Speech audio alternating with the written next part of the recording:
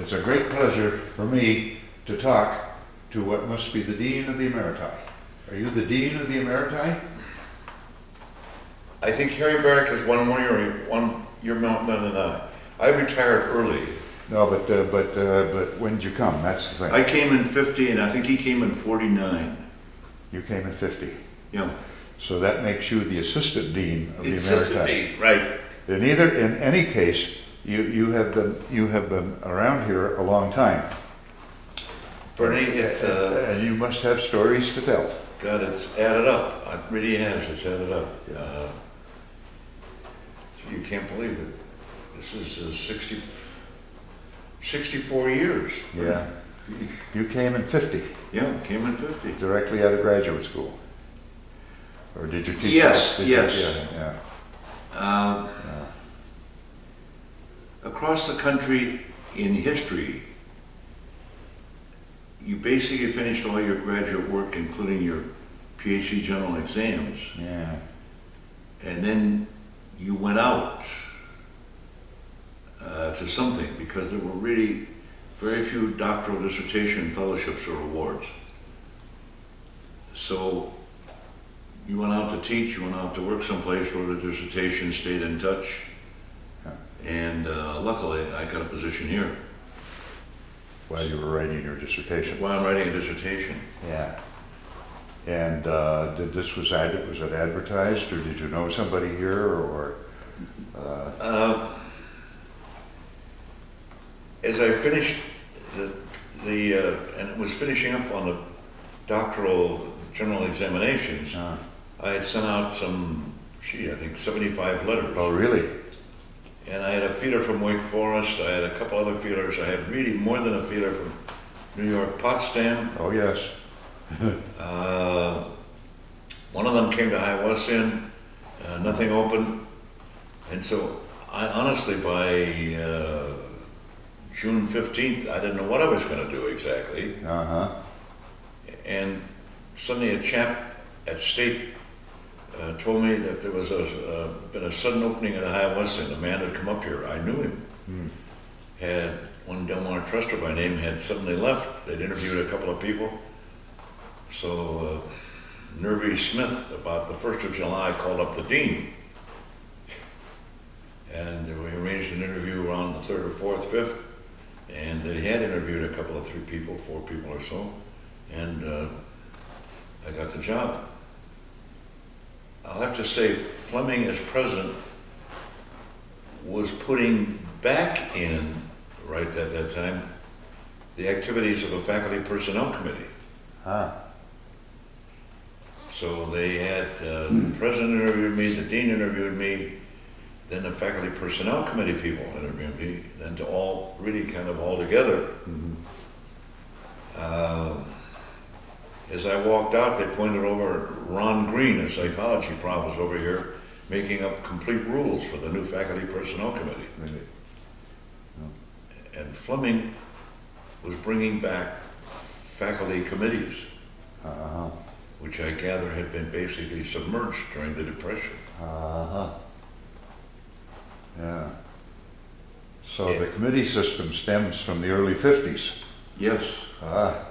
Now, Bernie, we have to amend that, because within 1 or 2 years, 3 years or so, the older profs began to tell me how things had gone. Uh-huh. And I found out that Bashford, who came 88, 89, 90, brought in the German system of lectures and lectures and outside reading, actually had a bit of a personnel committee. He, instead of the president, the dean running everything, he was consulting faculty. And a number of faculty committees had some power. And let me just finish this by saying, I never was able to validate it, but there was a rumor among the older faculty that his successor, Welsh, had occasion at some collegiate presidential meetings and so on to debate Woodrow Wilson, president of Princeton, on the proposition that faculty shall have some power. Welsh took the affirmative, Wilson took the negative. Oh, really? So bringing back, committees emphasizes the word bringing back. Ah, There have been some committees here since the 90s, 1905, 1910, the 20s. And I gather financial stringencies and personalities were such that, so Welch began that process. well, Bashford may well have had some in the 90s. Welsh became president about 1905, Yeah. up until I think 1916 or so. And I never really got much of the detail of what happened in the Depression. We know that faculty took a cut, it was very severe. Yes. I've heard that. But the point on faculty power and committees is, and frankly, you have to get very, very touchy subject. The chap in the middle, late 30s, nobody could really deal with him. He brought a powerful secretary, and the older faculty told me you all had to go in and negotiate your contract with her. You actually negotiated. Fostered in chemistry and others told me you'd go in, how about this, how about that, she'd say this. It was just like flipping a coin. Well, we'll settle on 35. Yeah. And so back, I think Brookstaller by name just basically using financial exigency just ruled alone with her. Ruled alone, yeah. Well, I think Lloyd Easton, when he came, he had a negotiated salary. Yes. And he came later. He came in the late 50s, I think. I think that 59, maybe. absolutely, my dear friend, I think that absolutely happened, and you can see Fleming arrived in 48, and just enough to do that even by 50, the process of opening the school up, opening it up meaning more faculty power, faculty participation, consulting faculty committees, More students. was really student up in numbers, quantity. Yeah. Post-war It years. was really working right in there. So the climate when you got here in 50 was looking up, right? Was what? Looking up. Yes, It was yes, looking- the climate was very much looking up. Yeah, There's no doubt about it. yeah. That's a nice way to put it. The Korean War broke out, right, just as I was being hired. And actually, he hate to use the word popular, but after having destroyed world fascism and founded the United Nations, the feeling was that this insurgency into Korea had to be stopped, and you know, 50, 60 nations participated. So it's going to be a bloody mess, but still looking up. World government is working. Let me add right in there someplace, I don't know exactly, Senator Joe McCarthy obviously starting and then really mounting his offensive. So that impacted on faculty morale. A little bit, but Fleming defended us publicly. He did. Private meetings when he came back from Washington. Yeah. He went to help President Truman there with the Korean War and stayed on to the finish with Eisenhower. But He had a secretary. anybody that was well, a bit probing and so on, or a bit Fleming openness, and so the faculty morale remained good. Yeah, he defended it. Yeah. He defended it. If they were a little on the left. Well, the faculty was divided, left and right. There were some rightists on the faculty, leftists, mostly centrists. Defended you all. What? He defended everybody. Yes, yes, he did. Yeah. The openness of the faculty. What was the academic climate like? Students, interchanges with the faculty at that time, and has that changed over the years? Would you say the faculty was? Would you say the faculty was close? The faculty, basically, I'd say in those next several decades, faculty close to students, fairly close to really close to students. Classes, medium to small size, even some fairly good. But Faculty were concerned about students, interacted with them rather freely. Oh, yes. Mm-hmm. Something that you saw, and I don't know exactly how to phrase this toward the end, was either Fleming reactivated or the money became available, a very strong lecture series, Right. very strong music series. Mm. So that with almost all the faculty living in Delaware, within quick commuting distance, you would go to hear the Cleveland Symphony and interact with several students as you're standing around at intermission. You'd see students here, you'd see students there. Constant efforts, and you could bring it up before your 2 o'clock class. Well, what about the Beethoven last night? What about Eleanor Roosevelt's speech? What about... John Dewey came once, didn't he? Yes, yes. Maybe that was before your time. Before my time, but Yeah, we had a history of musical. Madame Schumann Height, way back there, we had everybody. Yeah. But efforts you see to interact. What did you think of that speech last night? How about this? How about that? Did that change, do you think, over the years? I didn't see that changing much till the 70s, Bernie. Really? And then it changed. In the 70s, I think once or twice, or I'm going to say 3 or 4 times, students would tell me, I don't know much about this Bach, I don't know much about this Beethoven, but it's going to be a symphony tonight or someone playing, I'm going to come and learn something. Oh, really? Yeah. In the early middle 70s, you know, they weren't that eager, they weren't that open. Okay. And Zell, the Cleveland, the Pittsburgh, Steinberg, and so on, Detroit, they gave us a student academic rate. Right in there someplace, I remember talking to music. We tried to get Itzhak Perlman and the aged Marian Anderson, $40,000. We couldn't afford it. Really? Before it was practically free. Zell just loved this place, Steinberg in the Pittsburgh. Yes, really. And the same way lectures, people knew Taft's last speech before he died was here, Senator Taft. You know, like him, love him, or what. FDR Jr. is here running practical politics. So the students were much more engaged in academic Yes. affairs, Yes. is what you're saying. Now, did you have teaching experience before you came? Yes, I did. You did. And what was your first class at Ohio Wesleyan? You were American history, right? I'm an American historian, Yeah. and my being hired was very interesting. I had taught at Ohio State Survey American History and Survey Modern Europe.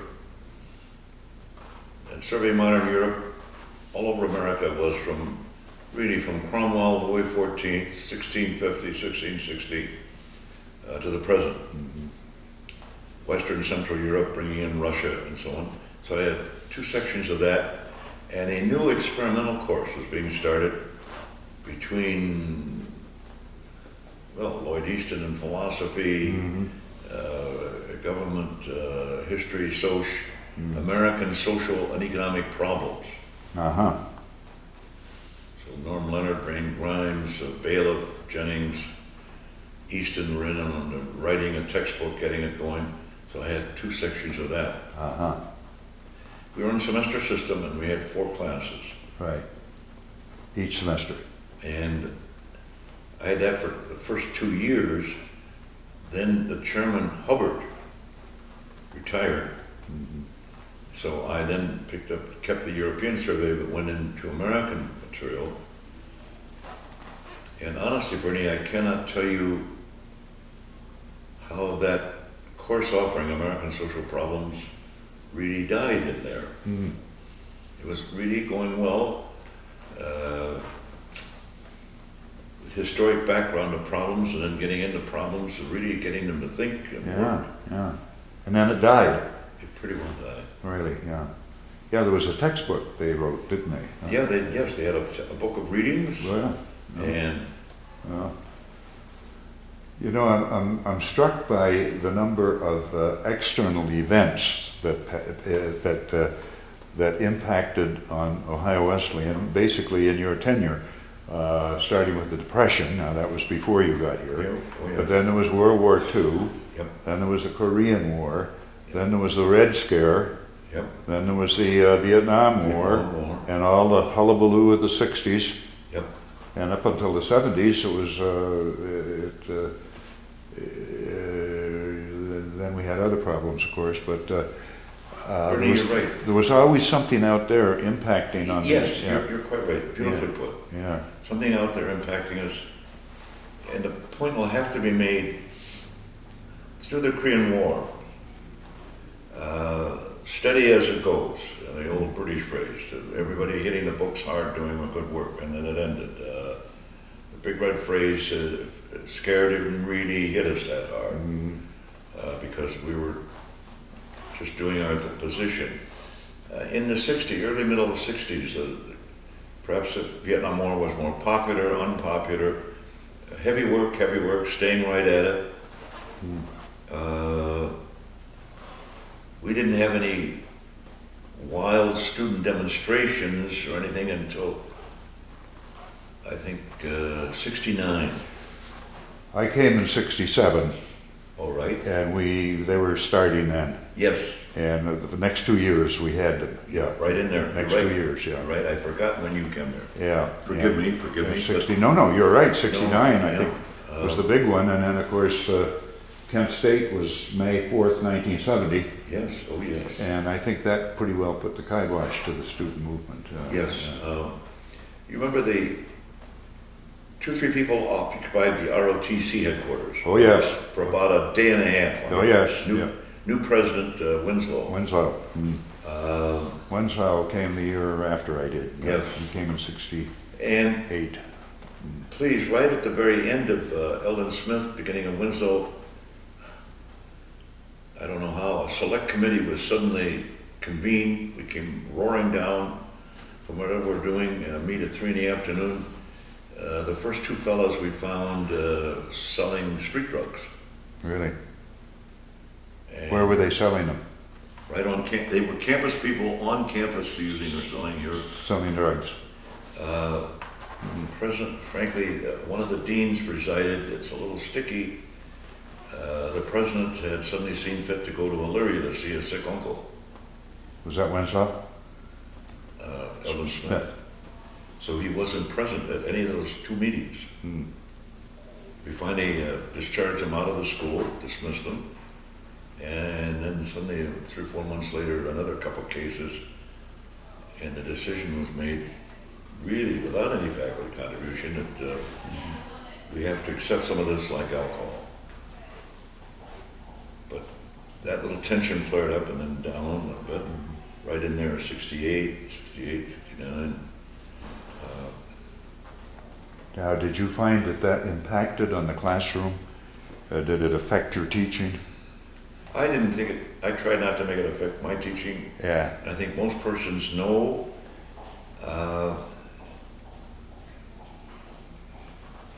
as we go into the end of the 60s, you say you're into the 70s.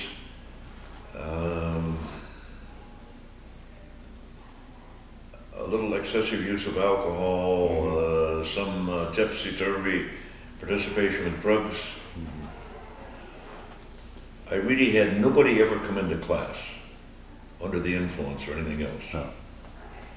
No. One chap doing a little bit of a field trip, driving around and doing a field trip to see some historic material, seemingly maybe about 79, 80, close to it. A number of students or advisees came in and discussed the problem, Okay. but I never had personal difficulty in the classroom and even in office calls.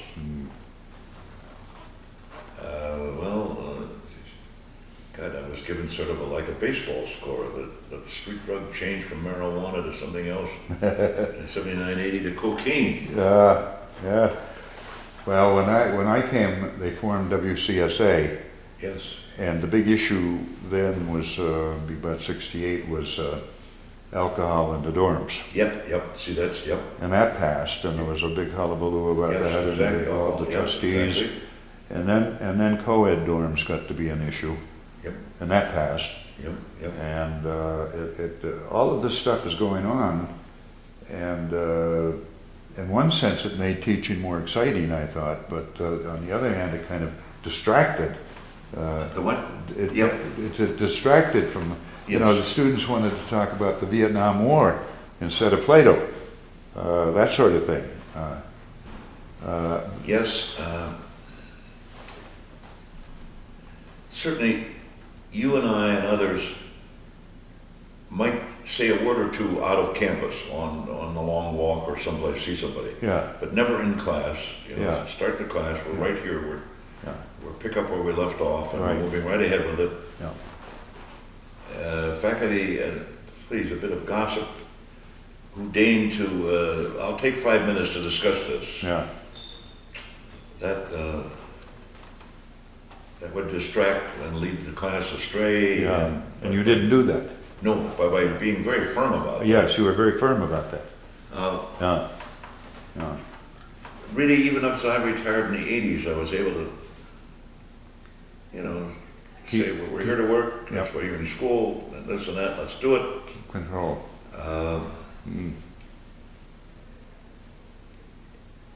You can testify, how shall I say this?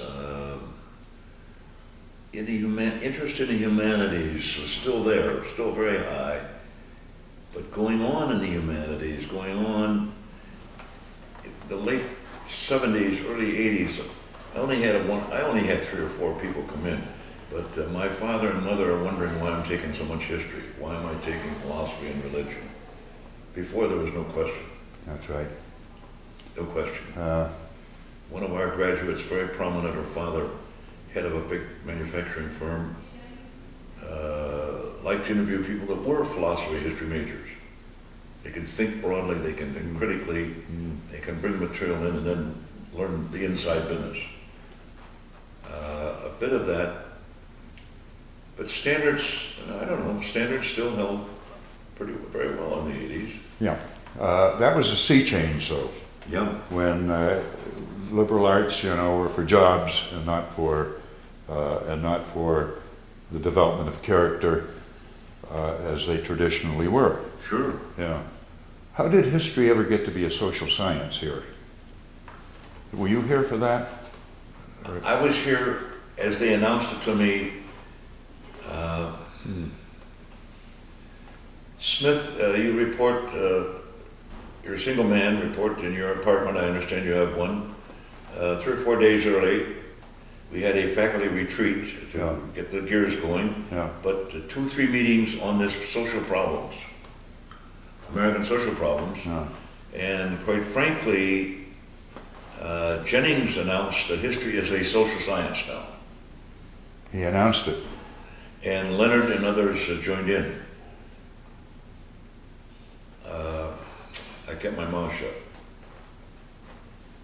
But it happened after you So got it was here. happening, seemingly it was happening as they had those meetings Yeah, to write the textbook, to do the book of readings. and that would have been about 50, That'd be about 49, 49. 48, 49, 50. Yeah, and out of that came a change in the And status of the. a single fellow, the department held some social affairs, and very nice to include the new man Smith and all this. Prof. Jennings' wife told me, you know, history is a social science. And I said, You didn't inquire why. I think privately I asked some people, social science, shouldn't it be social studies? Is political science really a science? Is history really a science? And then, Bernie, you and I really dig in hard. We are the disciplines that demand as many facts as a scientist. Right. We look at the quality of the paper, we look at the writing, we can find the phony old document, we're looking Right. at this and that. You are, Facts. is this really Plato's writing or is this a copy in 860?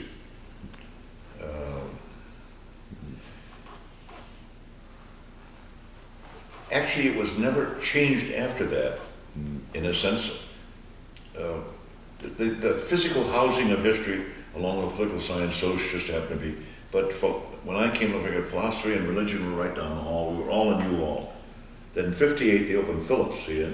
Where were you? In Merrick? We were all in we were all in University Hall. Oh, in all university. Most of the second floor was all Okay. philosophy, religion, history, social, poli-sci. Economics was out, and foreign language was jammed down in a Corner somewhere. area. So history in '58 when they opened Phillips, then philosophy and religion moved in there. And that same year, a couple of changes so that we moved into Elliott. Who was in Elliott before? I guess education was in Elliott, one floor. Physics went down into the basement.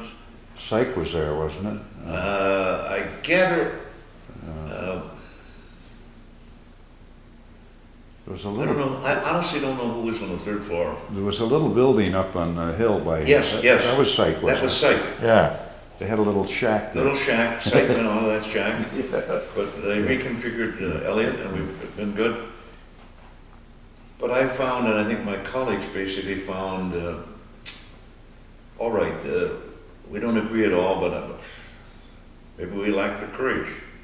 This is humanities, social science. But nonetheless, you enjoyed your teaching Oh yeah, sure. from day one. Yeah, yeah. Yeah. And you always enjoyed it. I did, really, Bernie, I did, I really did. Did you miss it when you stopped? Did this one, what? Did you miss it? I did. I retired, frankly, I tell you personally, I retired too soon. Too soon, yeah. My father and my father and my grandfather Smith both suffered ill health in the '60s, and I was halfway afraid it's going to happen to me. I wanted Betty and myself to do some European traveling and this and that. Yes, I did. Somehow there was something about, and I don't want to have too much ego, you don't have too much ego, but you spend your life learning, passing on, explaining, developing, seeing young minds develop and mature. Right. That's pretty heady stuff. Yes, Oh. and you were, again, back to where you were. We were close to the students. When we built our home, we built a new home in '64. Something I'd seen once or twice at DePaul. Every upper class course had at least one session in our home. Yes. Seminar maybe? Seminar or even advanced lecture where I could, the frontier course would come in, so I'm sure by that time I had slides on the frontier. You want to see what Cumberland Gap looked like? Daniel Boone, Oregon Trail. Yeah. And we maintained letters, with friends and with students. Well, that's interesting. I think most of the faculty did that Yeah, at that time. sure. And I remember when I first came here, the philosophy seminar, senior seminar was held in the first one was in Brad Angel's home, Yep. and then Lloyd's home, and but that tradition has dropped out, I think. Yeah. Yep. Yep. Yeah. That's yeah. What kind of well, you enjoyed teaching. I enjoyed it. You probably have a philosophy of teaching, a pedagogy. Pedagogy? What do you like? What did you like about teaching history? Well, basically, from my own personal background in high school, which had a heavy academic influence run by Princeton and Harvard men, I didn't have the body to play sports, but we had a tremendous theater, debate, speeching program. And I got into it, so I wasn't my timidity was overcome by public debate, public speech. And so I preferred to lecture because I thought basically I can get more out to them, and then we'll have some discussion here and there later on, perhaps. But explain to them, be open. You come into the office anytime, and really push a number of them professionally. Joe, you're interested in law, let's push you that way, you're interested in this. A number of the persons went PhD in history, where they would go, be willing to back them up. Was history your first choice? Yes. It was always history. I don't know, I was just sort of a kid all over the place, and in junior high school I began to read history. I was interested in literature, you know, read a lot of, well, a lot is too strong. Some French literature and translation, a few German things in translation, American lit, but suddenly got interested in just the flow of American history, you're right. Oh yes, so way off on the side as a kid, I suddenly got interested in some German, I thought I could go to Egypt and find another Pharaoh buried. To the or go into Mesopotamia and go up to Syria and dig around. What do you think makes a good teacher? Having observed teachers over the years, what do you think makes a good teacher? Good college teacher? Bernie, that's a tough question. Well, all right, please, I'm just taking a stab. oh no, yeah. He or she has to Yeah, take your really time. know the field well. Really know the field. You have to know the field well, and I mean in several dimensions. The factual material, the body of material, the sources, what's going on in current literature, what's going on, how things are. Know the field well. I gather you have to have some feel for it, so you can convey this with spirit. But in history, the delicate thing, you have to convey it. Some of it's a little quantity here, but I hate to use the word objectively. It's okay to teach a course in the development of the American frontier, and you don't run into much. Oh, you run into problems with the Indians. How are you going to handle all this? The other two courses I basically taught just before you came, and I'm reading. Landing at Jamestown, all white, then the first blacks come, indentured servants given their freedom, then some slaves, then a slavery controversy.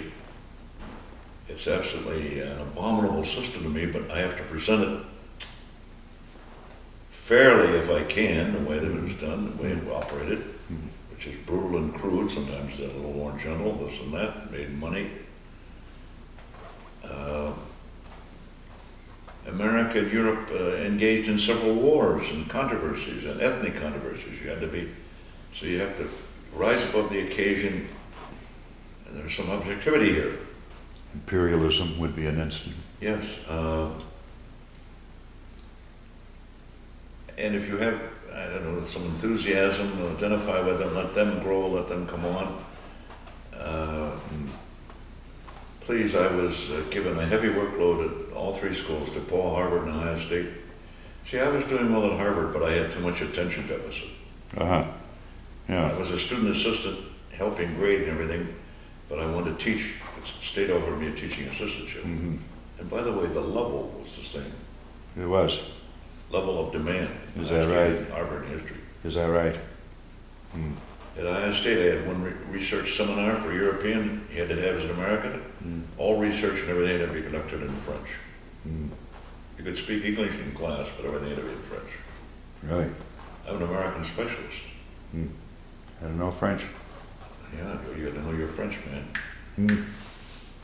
Doing a Reformation Renaissance, I had to read German to cite Vorschrift for Reformation Geschichte.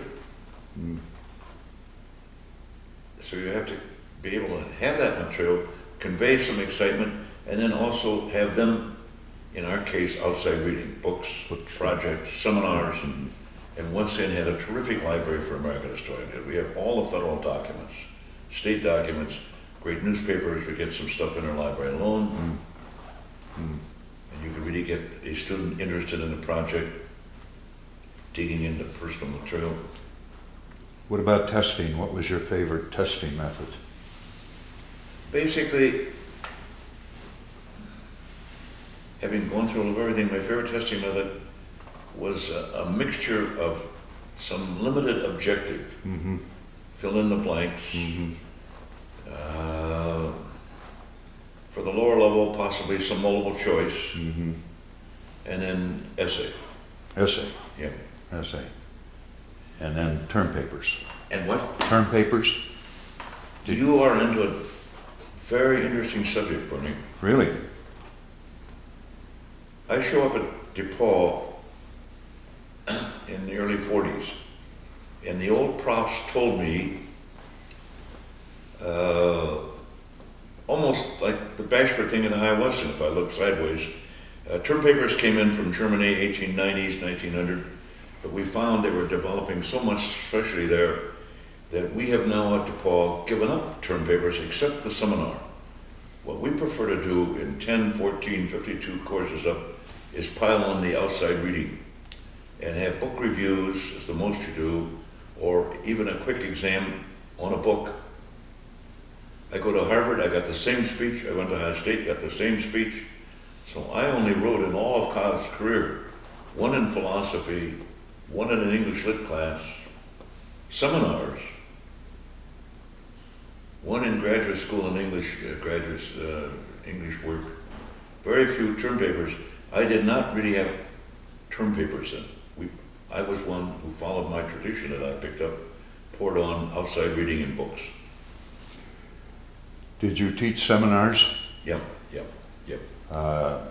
Was that a preferred method or just? In seminar, oh boy, then everything goes. You've been Yeah. seminar now. You have a big research project from the very beginning. Uh-huh. You're into a research project. You're writing, and you tell the class, both male and female, you can't look at the cute guys or cute girls. Mm. At the end of this, as you know, most of the time on a quarter system, Yeah. you're going to have a paper that'll Very. 70, 80 pages long. Mm. Primary footnotes 3 to 4 to a page. You're going to be in that library working all the time, and then later on you're going to get into law school. We weren't that crude about it, Uh-huh. Yeah. but no, seminar work, research, come in and see me. And the technique I learned, even bring in your notes partway through. So we check the notes. You're not trying to plagiarize somebody else's paper. You're not. When I was at Harvard, suddenly my roommate, a math major, got a Now this is graduate school. graduate school Yeah. at Harvard. He got a strange letter from an address. Come down, put on nondescript clothing, and meet me at a certain corner in Manhattan. And I will help you write your PhD at Harvard in mathematics. I'll ghostwrite it for you. That left a big impression on me. So I picked up at Ohio State. Into 3 weeks, into the term, quarter, Joe, Peter, and Mary, bring in your note cards in your hand. I want to see your note cards. You have an outside book you can read here and there. Every class, bring me you live in Kentucky, you want to read Henry Clay? Bring me in the book on Clay. So the checking on them, so they You weren't going to get any ghostwriters, right? No, you were you were heading them off. Well, that episode at Harvard really, Yeah. really threw all of us in the dorm then. Uh-huh. So checking that, and then halfway through, again checking, give me a quick rough draft at the end of 4 weeks, and I'm finding you're using the wrong verb here, a little stylistic, more stylistic. Yeah. Then a final product. Yeah. So that was the big term paper. Yeah. Yeah. And I have to go into all this detail and bore you with 3 schools and all gone the way that I went. Bernie, in those classes, I demanded, 10 weeks, 10 books, a book a week. Mm-hmm. That's a lot. Oh, damn it, you had to do it, book a week. Do that right up to the end? What? To the end? Right till the end of your teaching career? Yeah. Yeah. It was not passé by the time I retired, but I know that was hard. I know it was hard. Yeah. It was harder than some graduate schools or law schools, but by God, they were well prepared. Yes, Excuse my yeah, French. yeah. Yeah. Well, you pushed it. Oh, yeah. Yeah. Mark of a good teacher. Well, I don't know if that's it, but the conviction that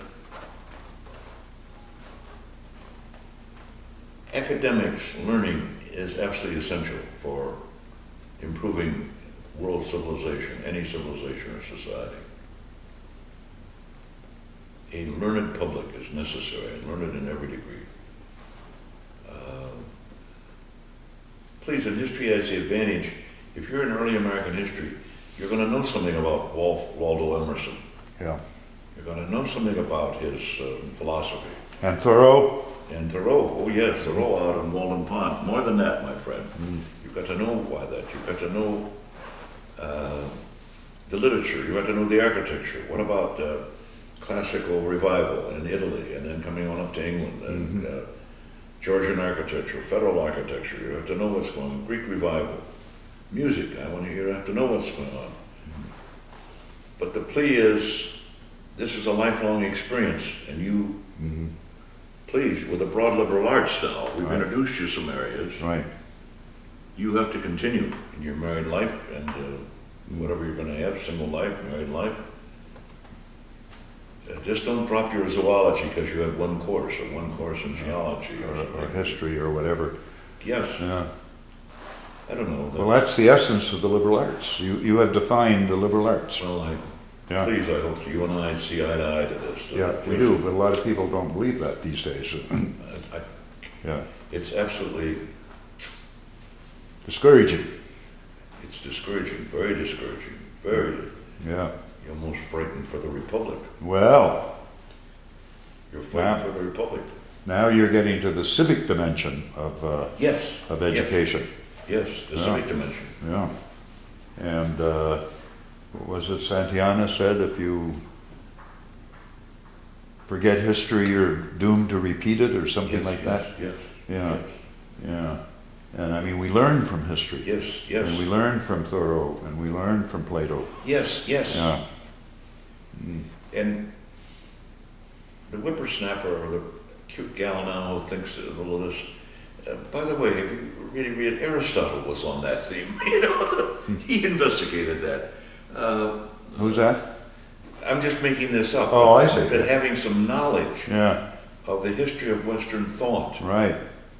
even starting with the Hebrew Bible all the way through, you've got to realize you're in the flow of a great number of events. Don't suddenly. Used to be a course called History of Ideas, Yes. which is what you're talking about, basically. Yes, exactly. Yeah. By any other name. Tremendous course. It should be. Frankly, I haven't looked. We should have some offerings like that. Yes, we should. Should have somewhat. We should have some offerings like that. Yes. Yeah. Yeah. Yes. Yeah. You probably have noticed more specialization now. Huh? Yes. Yeah. Yes. And less generalist. That's general. Bernie, I was privileged to sit in even as I retired on some interviews, just as the outside man, didn't have a vote. Uh-huh. Yeah. And it became evident that in the 80s into the 90s, the new, I hate to use the word, streamlined PhD, Right. actually had some candidates say, one notable case, doing fairly well American history and American, well no, the United States was involved with France. As England and France hated each other, they fought in the Middle Ages and so on, but then France came in, French Revolution, American, ignoring French helping our revolution, Napoleon there, could you, and he said, no, and school pushed me along, I don't have any French, I don't know anything. Time and again, could you take that idea and go back with it a little bit and see how it developed? No, I'm a specialist here. Yeah. I remember an interview asking a student for an introductory course, would they teach some American thought? Oh, no, don't do any James, don't do any Dewey, don't do anything like that. Well, what would you do in an introductory course? Well, she said, I would teach out of my dissertation, my specialty. Yes. I teach my specialty. Yes. Well, this is an intro course. Who cares about your dissertation? No, you're Well, what else would you like to say, Richard? You got a lot of wisdom accumulated over these years. Bernie, you're a dear close friend. I wish we'd always had more. I always like to ask what you would ask yourself if you were interviewing yourself on this subject. What would you say? Well, looking back over this, Richard, I wish I'd done this, or I'm glad I did that, or if I had it to do all over again, I'd do it. You would teach again? Yes, I would. Yes. Yeah, of course you would. I would pretty much. I got into an area of history I liked, even though I flirted for a time going into English history, or I didn't know enough German. My German wasn't coming along that well. Okay. I had to read some on the Reformation, Renaissance, but Counter-Reformation. But Now, in American history, what was your specialty in American? well, in American history, I felt comfortable from the colonial foundation up through the Civil War and Reconstruction. So that I did develop that special course on the Western movement, the frontier movement, and the whole big thing on slavery controversy, which involved, of course, economics, getting, forgive me, they got a lecture on soil conditions in the South, soil conditions, geography, climate, rain, which modifies the crops, bring in the crops, and white labor, black labor, slave labor, free labor, and then the opposition to it, which is intellectual thinking that's not right, and it brings you into religion, of course. Really? Oh. Please, your own background. Did you give a course? I have to say, and I respect you from your Canadian and your background and so on, 1660, 1680, the first attack on slavery across the board comes in the American colonies, English American colonies, in England, and persists and persists. It's the world's first attack on slavery. And it was basically a Protestant attack, turning the scripture and Jesus material into equality, equal rights, and slavery violates all this. Even the Enlightenment, the Aufklärung, doesn't, equality in that sense doesn't begin to appear to about 1750. Did you teach a course on the Revolutionary War, that period? Not a course on it, no. It was How about the Civil War? The Revolutionary War was in the whole slavery controversy course. Sure. As you fight the war and underneath the big issues. And then in the colonial course, we ended with the revolution. So the revolution was fairly important then. The slavery controversy, of course, ends with all the strife, internal strife, and there's a war. Did you know that every July in St. John, New Brunswick is Loyalist Day? They have a Loyalist Day? Yes, oh yes. Because the Loyalists went first there? Yeah. I knew, yes. In May. So they still reenact that. Oh yes, I know. And there are still groups in New England, the Clancy's Brigade. They still are colonials. They're still loyal to George III. And they put on their uniforms and they go to St. John and march. I knew about the founding and the Tories in England went that way, some to England, some to the West Indies. And some went to Ontario too. Sure, in Ontario, but there's a joke afoot that I picked up in an alumni meeting that Harvard issued an alumni directory in 1793, 92 and 93, and 30% of the alums were living in Canada, Bermuda. And what year was those? Oh, they just made it up, 1793, you see, after the revolution's over 10 years. Yeah. All these loyalists from St. John, Halifax. That's the English group around Montreal. Oh, yeah. And the beginnings of Toronto. Canada was a double beneficiary from the Loyalists and from the free slaves. Yes. Yes, sir, boy, Canada. Some of our better minds got up there. But I get a kick out of the Loyalist days when they come in their ships and they land and they Yes, oh yeah. march. They had their muskets. Well, this has been great. Thank Very you, my good. dear friend. Thank you, Wonderful. thank you, thank you. Wonderful, wonderful.